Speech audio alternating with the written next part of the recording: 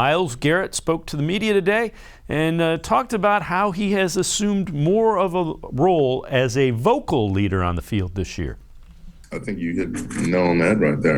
I'm just feeling comfortable with saying what's on my mind and speaking my piece, and not being afraid to say what needs to be said, whether it's in the media or in private to my team or to my coaches. I feel like you don't need to hold back on the truth if it needs to be heard.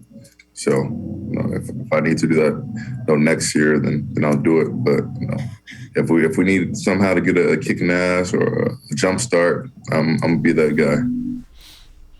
And Tim Bielik, it was great to see the development along those lines with Myles Garrett this year.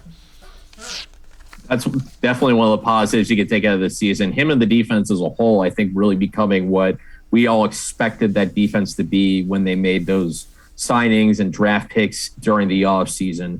And Myles' growth, obviously, as a leader, we just heard him talk about it. It's evident. I mean, the number of times he's really called out his team, he's backed it up, and his team has backed it up. They've responded to him well, and he's stepped up when he's needed to. He's had another great season. I don't know if it's going to be Defensive Player of the Year caliber because of the way T.J. Watt and Aaron Donald have played this year, but he's in that discussion. And when you're that leader, you got to back it up on the field. And Myles Garrett is one of those guys who backs up everything he says.